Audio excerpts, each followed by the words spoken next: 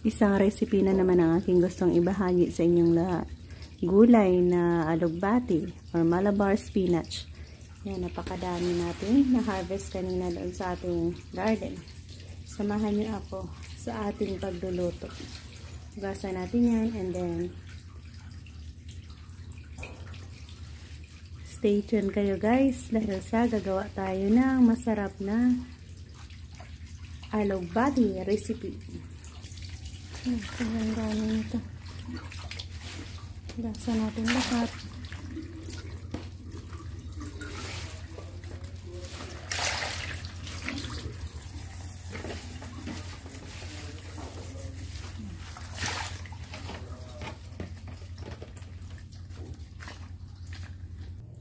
Alugbati na atin ang nalinis maigi.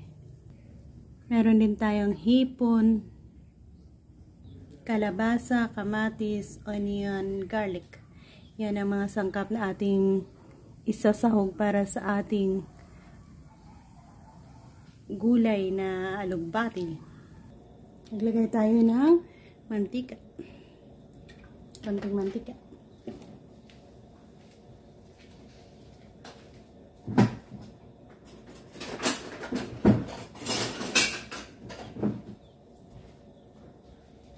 Isa natin ang onion at garlic.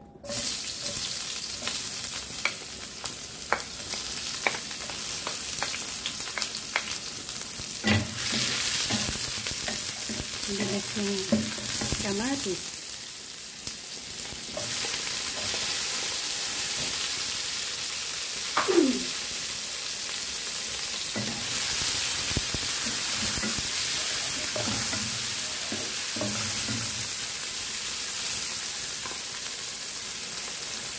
Lagay na rin natin ang hipon.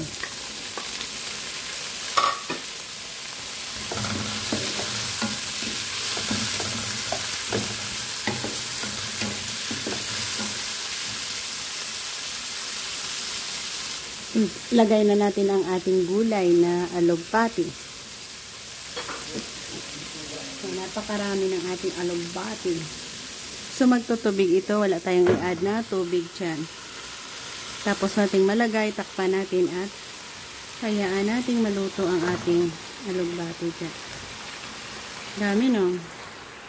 Dami kasi nating harvest kanina. Yan. Takpan lang.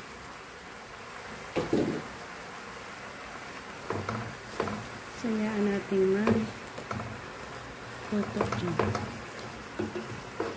Naglag.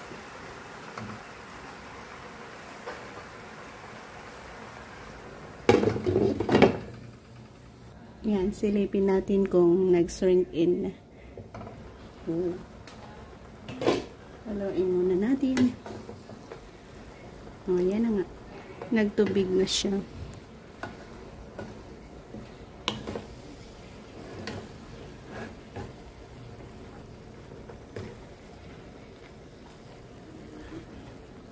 Ginisang alugbati. Yan ang ating recipe. Ginisang alugbati with hipon at lagyan natin ng konting kalabasa. Meron tayong kalabasa.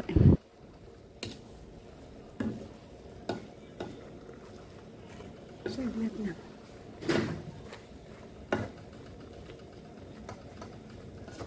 Lagyan natin ng kalabasa.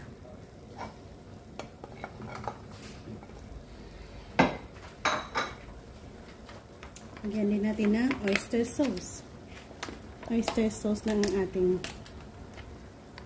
pampalasa.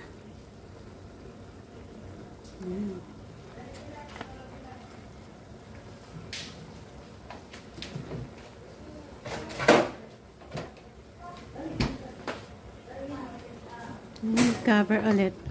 Dami ng tubig, no?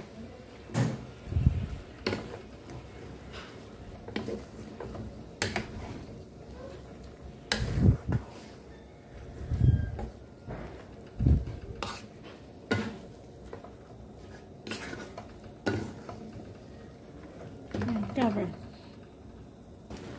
Ayan guys, ito na tayo mag-e-end. Nakuha na natin ang saktong luto ng ating alugbati dito.